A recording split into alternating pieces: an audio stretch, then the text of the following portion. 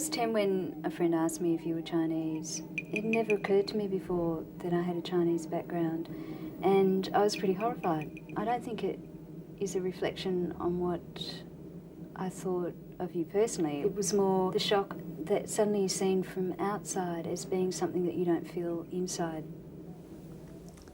Well, I'm a full Chinese. My mother and dad's born in China, but I was born in Darwin.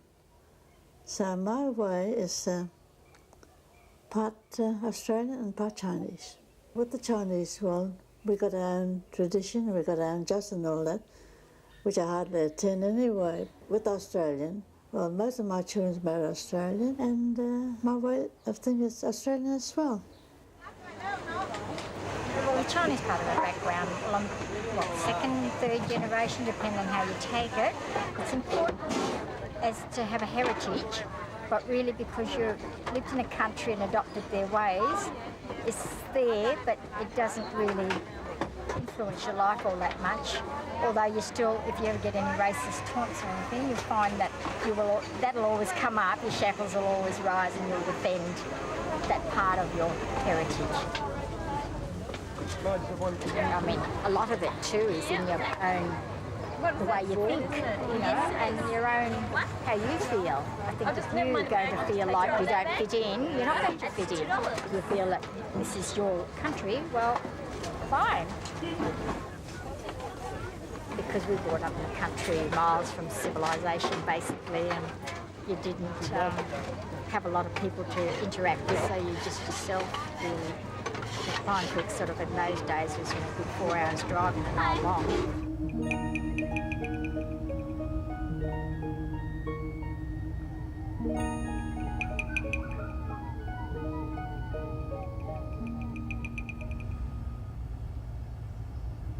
I can remember watching this operation on television where this Asian woman was being given Anglo folds on her eyes. And I remember going to my mother and saying, I really want that operation, I just want to look like everybody else. And she just looked at me really strangely and said, but don't you realise you already have them?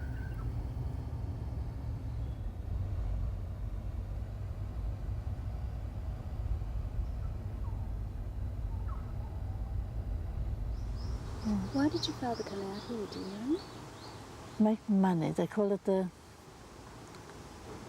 Kim San, the gold country. That's where the oil comes out. They sell land and sell borrowed money to come out. So you get away from China. The books I read about those early days showed that the goldfields of Pine Creek were littered with bloated, swollen corpses of Chinese gold people. They preferred to eat the cyanide that they used as part of the extraction process of gold and died on the field, on the goldfields, rather than be sent back. Oh, my mother is, she's a very gentle sort of person. She didn't speak English, did she? No, not a word, not a word. The Chinese people, you see, the older generation, they don't speak English at all. Even like me, when I go to school and come home, I speak Chinese. I'm not allowed to speak English. They call it the devil words or whatever you call it anyway, gui. So we weren't allowed to speak. Smack across the face.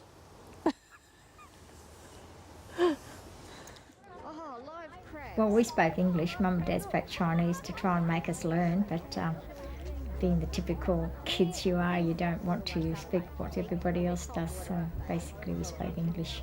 Even though Mum and Dad always spoke to us in Chinese, we'd answer them in English. My mother used to speak Chinese to us when we were young, just little terms of endearment or when she was really cross. I think I thought that it was just part of any language really, that every mother ran around speaking this way.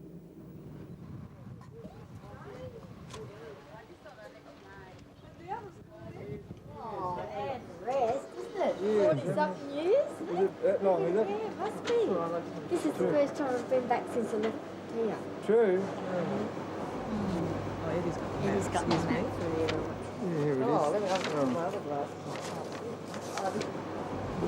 You go about maybe 300 metres, 200 metres, and you turn left. They've got those drums here, you see, apparently. Oh, 445 going down. drums. Yeah, you turn left into there, and then you follow that road all the way out.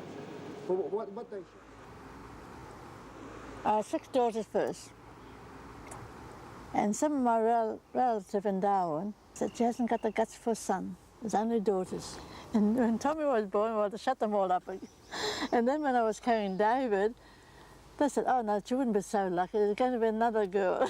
And then after David was born, they said, that's enough, no more. We might have 6 sons as well as 6 daughters. When I was 14, I played a little bit with my Chinese background. It was the first time I actually showed an interest in it. I wanted to be a communist because I thought I wanted the hat and the red books, and I wanted to live in a country where people were apparently equal and where women actually had the same opportunities as men. It was sort of more or less idealism of youth, I suppose, rather than having great understanding of what the culture is at all. Being a girl, well, there's not very much to do for a girl, and only at home. My sister's 2 years older than me, and Uncle Harry is 2 years younger than me.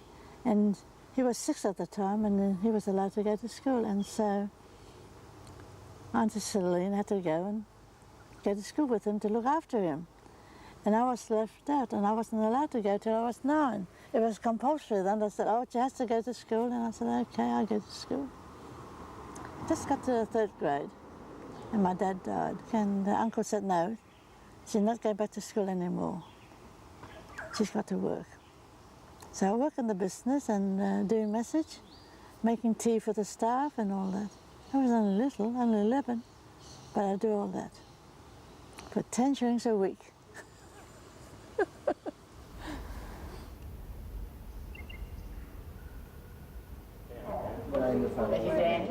Oh, this one here.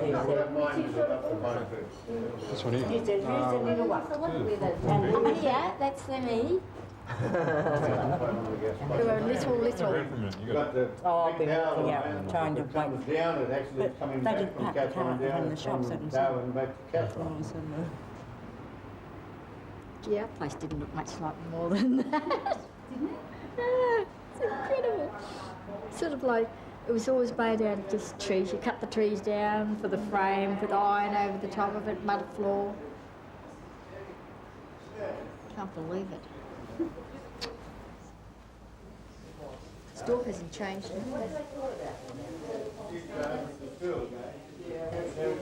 now. I broke my arm. He was the one that put it back. I never had anything done to it medically after that. And I mean, it's good, really, isn't it? Considering, I mean, you're out here and all he did was go yank and pulled it. So it was here that I was born, not over where that hospital and hall was. No, here. Here? Really come out, eh? Really come out. Oh, really? You learn things that you didn't know before. I was about 15, not quite 16, and your grandpa, they lived very close to us. His godmother wanted to match-make him to my sister, Selena. And he said, no, I don't want Selena. It was nearly okay. And that's how we got engaged. And he said he liked the wedding to be in China. He wanted for his stepmother's sake.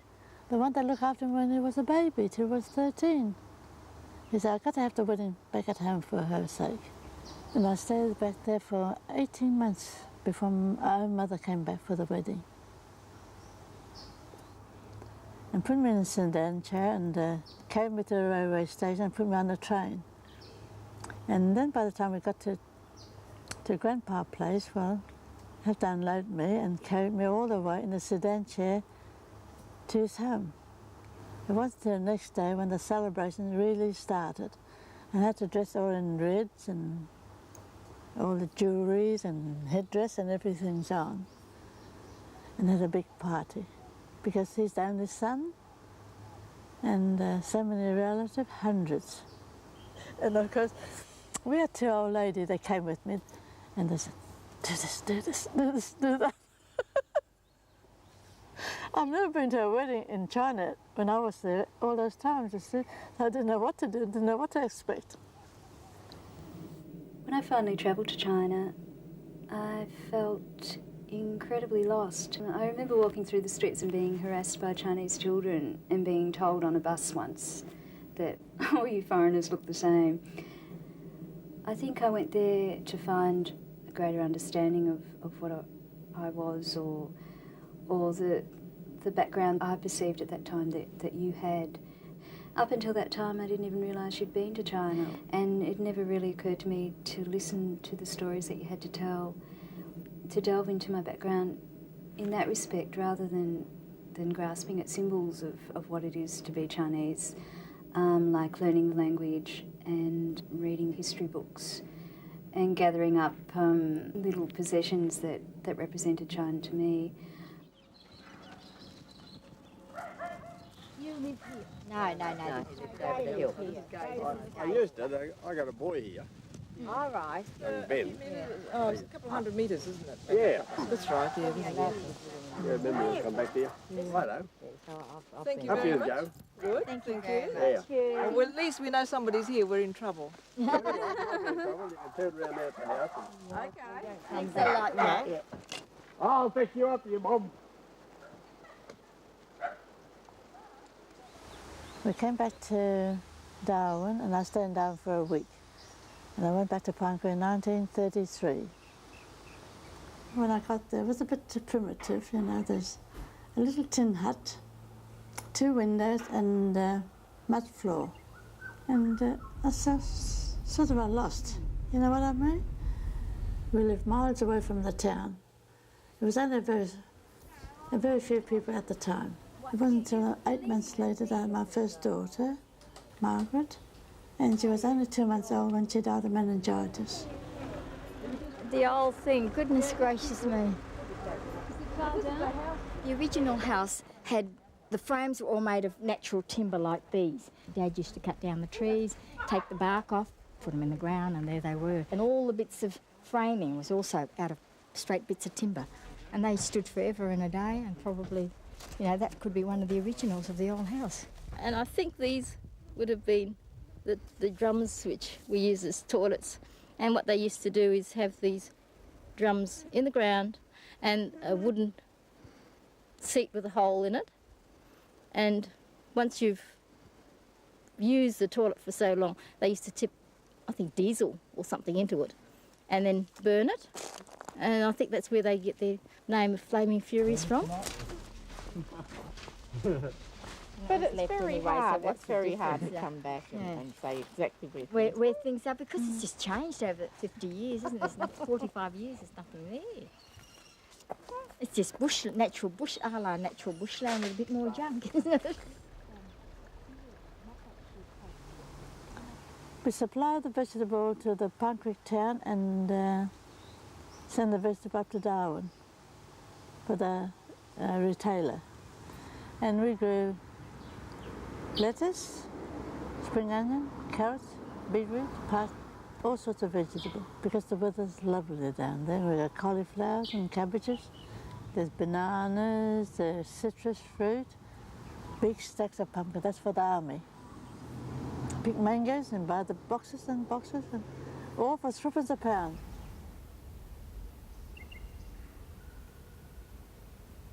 All out that side used to be the vegetable garden, and all the things that were perishables like cabbages, lettuce and things were always grown closest to the creek. There was an old bridge that had logs of wood, and we went over there to the garden where Dad used to grow a lot of vegetables up that way as well. Amazing. The creek's still running. It's great. It's just not quite the same as it used to be.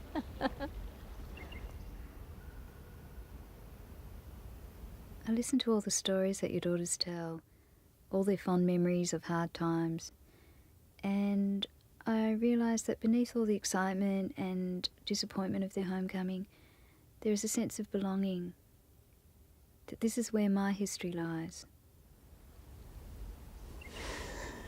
A good life. We're very happy down there. I did read somewhere that that you can change, you can change your clothes and your values and your philosophies, but you can't change your grandparents. But I don't know if that's relevant in terms of where you lie with your ethnicity, because I think your identity lies with the memories you have, and they have a big effect on what you are because they draw on what you were. And yeah, I do admire the way that your life is your life and you're too busy to panic or worry about where you fit in. You just naturally do. 18 grandsons, 7 granddaughters, and 9 great-grandsons and 3 great-granddaughters. Myself, 5 daughters and 2 sons. That's quite an empire. I think so. That's Veronica, and she's got 7 boys and 4 girls and 7 grandchildren.